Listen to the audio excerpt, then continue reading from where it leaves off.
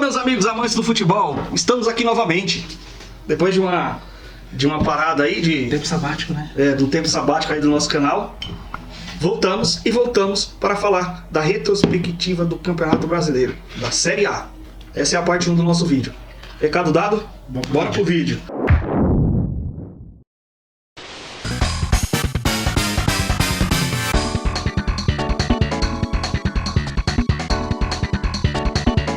Então é isso aí, meus amigos.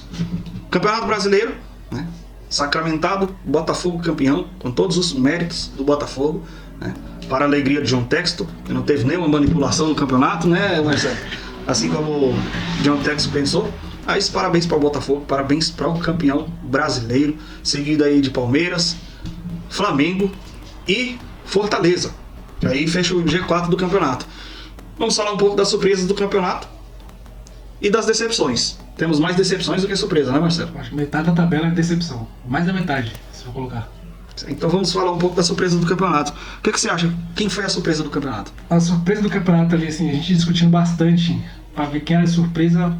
Decidimos que o Bahia era a surpresa, não pelo seu investimento que no ano passado, depois que o Grupo City começou a injetar dinheiro, esse ano ele ia brigar mais lá em cima. Mas a surpresa é ele estar na Libertadores depois de quantos anos?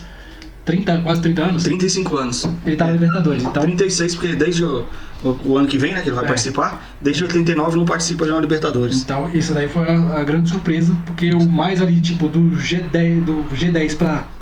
Não tem muita surpresa. É isso aí. Muita coisa mudou de 89, né? Inclusive eu nasci. De um era nem nasci. É isso aí.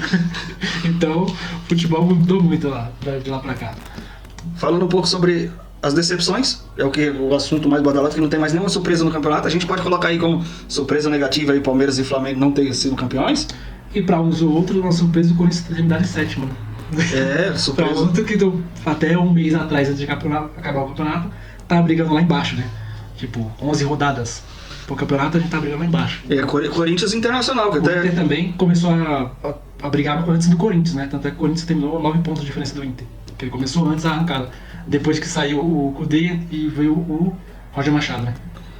É isso aí, podemos colocar o Corinthians e o Internacional como superação no futebol brasileiro de 2024. Não só no Campeonato Brasileiro, mas em toda a temporada. Internacional e Corinthians começaram aí capengando. Corinthians capengando aí no Campeonato Paulista, né? Quase foi rebaixado. O ano inteiro o Corinthians, tirando a Copa do Brasil e a Sul-Americana, que aí ele capengou nos 2 últimos jogos, mas no todo, no Campeonato Paulista ele terminou em 8º, se não me engano.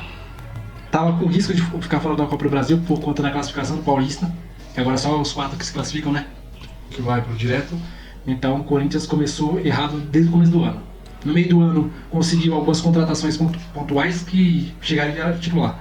Então conseguiu mudar. O Inter foi por conta das enchentes, querendo ou não, vamos colocar isso, né? Foi muito por conta da enchente, dificuldade financeira do time, ter que jogar fora de casa.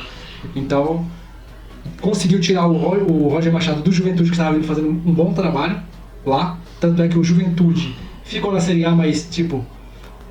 Foi no Juventude, né, o Roger Machado, né? Depois do Jair Ventura, né? Então, o Roger Machado estava fazendo um bom trabalho lá, o Inter tirou ele e com uma arrancada ali que colocou ele na Libertadores. O Inter ficou 16 partidas sem saber o que era perder. Veio perder na penúltima rodada pro Botafogo, né? Na penúltima rodada pro Botafogo. O Corinthians também. O Corinthians ficou aí umas partidinhas aí, 9 vitórias seguidas. 9 vitórias seguidas e 10 sem perder, que ele empatou com o Inter em casa. Aí depois veio 9 vitórias seguidas. Começou a arrancada aí contra o meu Palmeiras aí, que eu não fiquei nada feliz com isso, né? Mas faz parte do futebol. Um dos times que foi morno no campeonato, pra mim, não pela rivalidade, que os nossos amigos são paulinos não entendam, né, que seja a gente pegando no pé aqui do São Paulo, mas um time que foi morno no campeonato pra mim foi o São Paulo. Mesmo terminando em sexto, mesmo se classificando aí para Libertadores, foi um time morno. Ele não brigou nada lá em cima, não incomodou o São Paulo, o Palmeiras, o Flamengo, o Botafogo, nem o Fortaleza, não incomodou eles e também não foi incomodado com ninguém lá embaixo. Então, tipo, parece que o campeonato começou ali, ele já falou, vou estacionar aqui, tá bom, aquele café com leite, vamos dizer assim. Então, ficou ali, fez... Se tem mais umas 2 rodadas, o Corinthians passa o São Paulo na tabela. Então, São Paulo, vamos dizer, tem que mudar pro ano que vem, né? Campeonato Brasileiro, o Paulista, né? Primeiro Paulista, Libertadores, ele vai ter que mudar, por conta que já tá mudando, né? Com o Oscar chegou, vamos ver como vai ser. Ali no Palmeiras, Flamengo e Fortaleza, pra mim, não fizeram uma má temporada, né? Tiveram um tempo de baixa aí no campeonato, diferentes, né? O Flamengo mais ali entre o meio da temporada, o Palmeiras já no final, perdeu um pouco de gás. O Fortaleza ali fez um campeonato regular, né? Assim como o ano passado.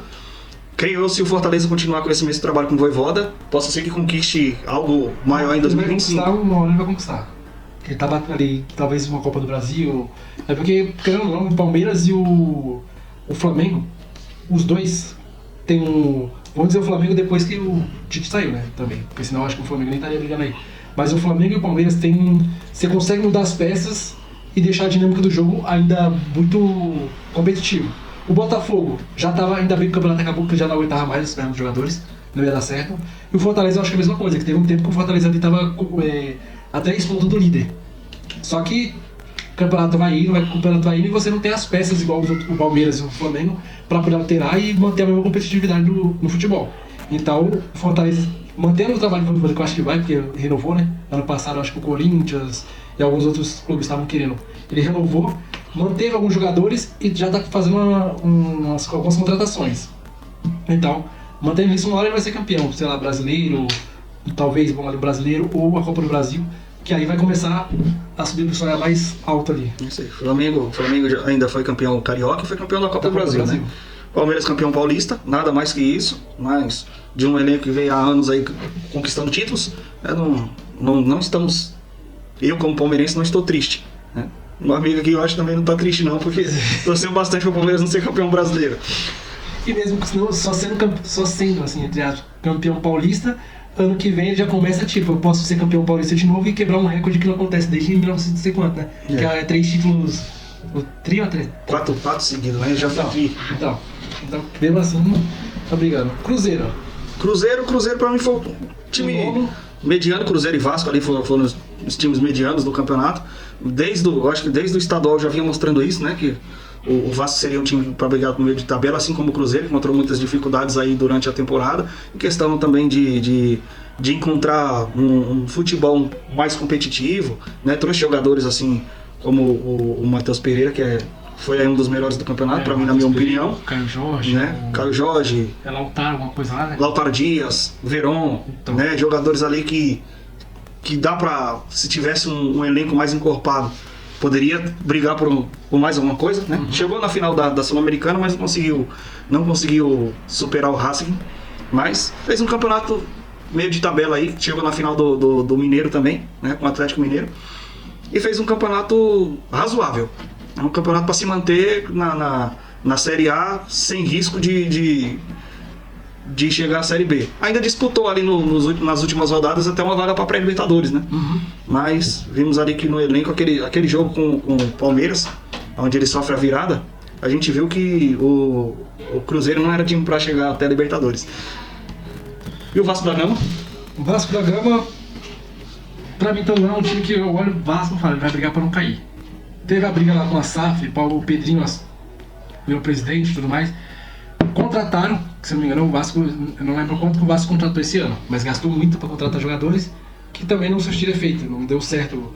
Igual o Cruzeiro, que os dois fizeram o mesmo trabalho, meio de reformulação de elenco, contrataram, mas os técnicos não deram certo, você tira o técnico, o jogador que o técnico contratou, não serve para o outro e não deu certo. Mas também não brigou lá embaixo, brigou ali também para até umas 2 rodadas antes para uma vaga da Libertadores, que na última rodada ficou entre o Cruzeiro, Bahia e o Vasco. E não conseguiram ficar lá para a Libertadores, vão para a Sul-Americana. E depois o Cruzeiro pode vir forte na Sul-Americana, porque está montando um elenco. A gente tá até falando aqui que é meio que uma sopa ali com um monte de jogadores. Veio o Cássio, veio o Verón, que falou, o Lautaro Dias, Agora tem a volta do Dudu, né? Dudu que já teve aquela especulação no meio do ano, né? Que ia pro Cruzeiro. Agora pode vir o Gabigol, veio o Bolazeira, que era do Criciúma, então querendo ouvir muitos jogadores completamente diferentes, idades diferentes, que a gente vai ver como que o Diniz vai colocar isso pra jogar. É isso aí. Então, vamos ver. O Vitória.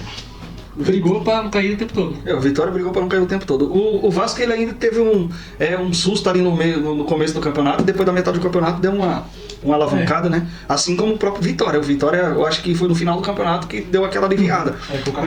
Destaque pro artilheiro do campeonato, Alejandro, né? Que é ex-RB Bragantino, né? Bragantino, tá emprestado. Bragantino é emprestado, então é um atacante aí que algum time aí do meio de tabela aí, o time que tá sofrendo alguma reformulação, se pudesse olhar por ele, um atacante que desde o tempo do Bragantino, né? Já se destaca. Então, não tem muito o que falar do Vitória. Além de ter sido campeão estadual, né? Baiano. Uma coisa a destacar no Vitória foi que ele não demitiu o mesmo time do rebaixamento. O Thiago Carpini chegou, ficou sendo 7 jogos sem vitórias, lá embaixo, e não demitiram. Então ele conseguiu subir o Vitória ali, ter uma arrancada também que era um pouco melhor do que era o Corinthians Internacional, mas conseguiu manter um treinador e fazer o time jogar. Agora chegou na parte da tabela, onde tem 3 times que pra mim, na minha opinião, não sei a opinião do meu amigo aqui, foram decepções no Campeonato Brasileiro. Atlético Mineiro, Fluminense e Grêmio. Decepção, vou começar primeiro pelo de investimento. O Galo, nos últimos anos, vem investindo muito pesado, manteve... Ano passado ele ficou em que posição? Nem lembro qual foi a posição que ele ficou no campeonato. Ele ficou ali no G4. Então, ficou no G4, então você esperava ele nesse ano uma coisa maior, melhor, né? Contratou o Milito, veio ele, que eu acho que é um problema do Galo, todo ano tem que ficar trocando de técnico por conta que a temporada foi ruim, ele manda embora o técnico. Então, contratou o Milito, aí veio algumas contratações pontuais lá, que igual o Fausto Vera, que foi do Corinthians pra lá, pro Galo, mas manteve o Paulinho, manteve o Hulk. Contratou o Davidson, né? Contratou o Davidson, que ajudou muito na... Sim, principalmente contra o River Plate na semifinal da Libertadores. Muito. Eles focaram muito nas Copas, esqueceram o Campeonato Brasileiro, que um pouco ele vai de...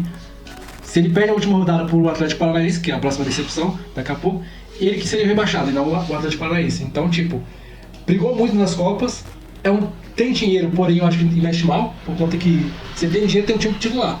O time reserva não consegue jogar, então briga sempre, você tem que priorizar uma coisa.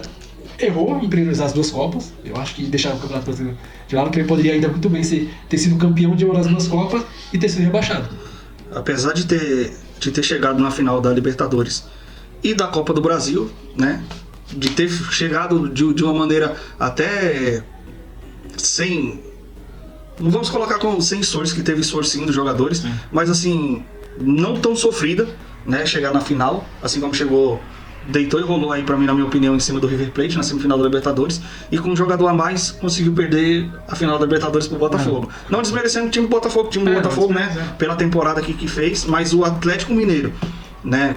Por estar com um jogador a mais e pelo elenco que tem, a posse de bola que teve nas 2 competições, na final, tanto na Copa do Brasil quanto na Libertadores.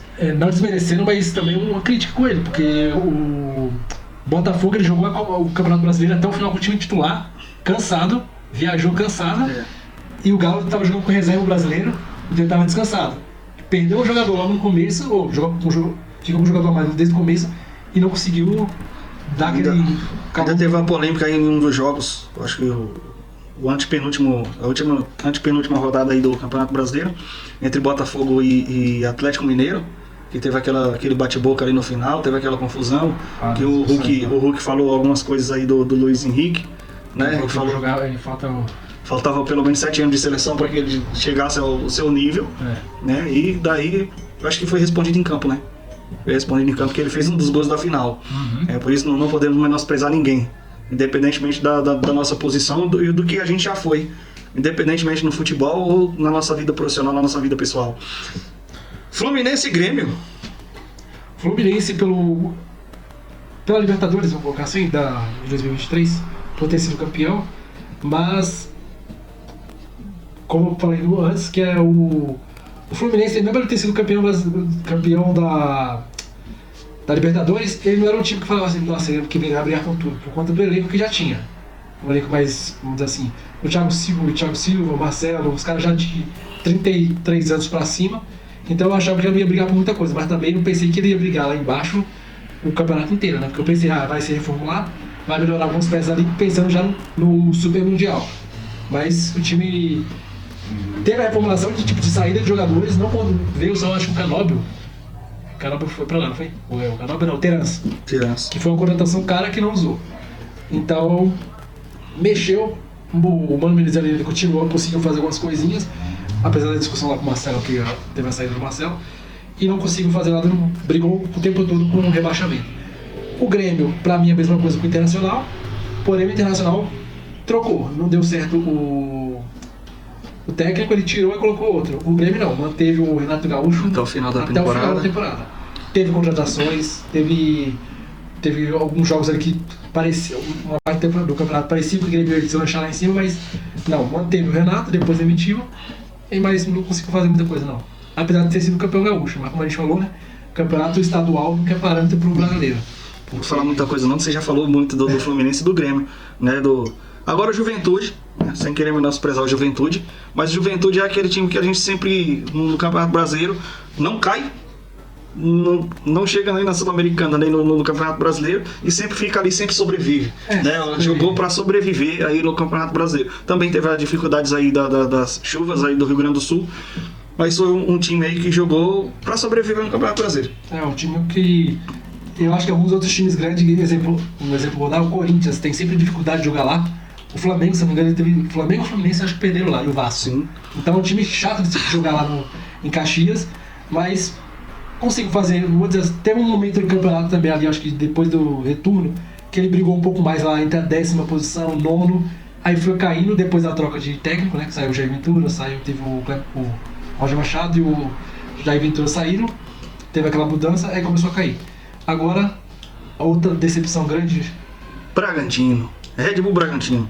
Red Bull Bragantino pelos seus altos investimentos aí no futebol, né? A gente sabe que o Bragantino hoje também funciona muito como uma questão de como todos os outros times da Red Bull, né? Em questão de trazer jogadores se destacam e eles vendem, né, para os outros clubes mais caros. Não é diferente do Bragantino aqui no Brasil.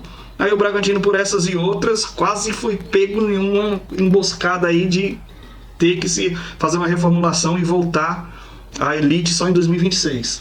Escapou por um ponto. E 2 pontos, né? Uma das mudanças ali da dificuldade que o Bragantino teve foi o Caixinha, que agora foi pro Santos. Tava até fazendo um bom trabalho, só que depois engatou ali tipo a sequência de, se não me engano, ficou 9 jogos sem vitórias. E a venda do principal jogador dele, que foi o Elinho. Depois que ele vendeu no meio do ano, esquece, acabou o Red Bull acabou. E não teve ali uma reposição. Pra você ver, né? O Alejandro, que foi artilheiro do Vitória, é jogador do Bragantino, e o Bragantino precisando de gol, e o cara lá em cima fazendo gol no outro. Agora vamos deixar o Atlético Paranaense pro final. Vamos falar dos 18º, 19º e 20º. Claro. Criciúma começou ali dando um trabalho no começo do campeonato, né? Jogou bem contra o Palmeiras, jogou bem contra o Corinthians, né? Jogou bem contra o próprio Flamengo, né? Deu um trabalho ali pro Flamengo, né? Mas aquele time que jogou bem contra os grandes, teve partidas assim boas contra os grandes, sem conseguir grandes resultados, e contra os times ali que brigavam ali para não cair, metade de tabela, perdeu muito ponto e terminou aí entre os últimos colocados. Um time que subiu para voltar novamente para a Série B. Tomara que invista novamente, consiga subir de novo, para o futebol catarinense também ter seu time aí na Série A de novo. Atlético Goianiense foi o mesmo, né? Bateu e voltou de novo? Não, ele já tava. Só que ele já tinha brigado. Isso, tinha brigado ano passado. Ligou para não cair, mas esse ano não deu certo não. Ele caiu, tipo, com muitas rodadas de antecedência, assim como o Cuiabá. Manteu o mesmo nível de futebol do ano passado, né? E não conseguiu sobreviver esse ano. Assim, o Cuiabá, que pra surpresa, é a primeira vez que cai, né? É a primeira vez que cai, desde que subiu. Eu acho que foi uns 10 anos já. Tava Não, tem menos. 8 anos? Menos que isso, né? Mas Cuiabá também que ali sempre lutou ali pro meio de tabela, né? Jogou o Sul-Americano esse ano. Atual campeão, né? Estadual. No estadual sim. Teve o Davidson por muito tempo aí como referência, né? Onde o Cuiabá teve uma das suas melhores fases no ano passado. E esse ano terminou em último no campeonato. E eu acho que a maior decepção do campeonato foi o Atlético Paranaense. E a gente vai falar por quê. né? O Atlético Paranaense que em 2019, quando chegou na final da Libertadores, 2019, 2021, né? 22. 2019 ele chegou na Sul-Americana. E da Copa do Sul-Americana foi campeão. Né? Chegou na final da Copa do Brasil com o Flamengo. Em 2022 ele chegou na final da Libertadores. Chegou na final da Libertadores com o Flamengo. Aonde quando conseguiu a vitória contra o Palmeiras e chegou na final contra o Flamengo, antes do jogo, o presidente do Atlético Paranaense falou que daqui a 4, 5 anos o Atlético Paranaense será o time da elite do Brasil. Falou que ia ser campeão mundial, né? Ia estar no mundial. Isso, ia estar no mundial, ia ser o time da elite do Brasil. Não chegou a falar como o presidente um dos dirigentes do Corinthians, né? Que Palmeiras e Flamengo acabou a farra, não chegou a falar isso, mas em outras palavras foi quase o mesmo impacto. E hoje, infelizmente, né, para o futebol paranaense, para o futebol brasileiro, um dos times que eu gosto de ver jogar, o Atlético Paranaense, foi rebaixado para a Série B do Campeonato Brasileiro ano que vem. Um time de altos investimentos, né, de bons jogadores. É um dos times que a gente fala, é aquele time que não tem nada para cair, mas cai. Pagamento em dia, estrutura, estágio grande, torcida, tem tudo ali, tudo certinho, mas caiu. Um dos motivos que passou ali, acho que pela constante troca de técnico. Aí começou a bagunçar o elenco. E teve uma coisa no começo do ano que o Pablo falou, né? Enquanto uns times aí jogou o centenário do clube, foi rebaixado, a gente tá ganhando título. Ele falou isso no começo do ano, é o centenário do Atlético, e ele foi rebaixado porque o Pablo estava se referindo ao Curitiba. E agora os dois vão jogar a Série B. Vai ter classe paranaense. É. E é isso aí, meus amigos. Se gostaram, curtam, comentem, compartilhem o nosso vídeo. Depois faremos também o da Série B e da Libertadores, Copa do Brasil, Euro e Copa América. Isso aí. Um abraço no nosso canal Debate Soccer. Tamo junto!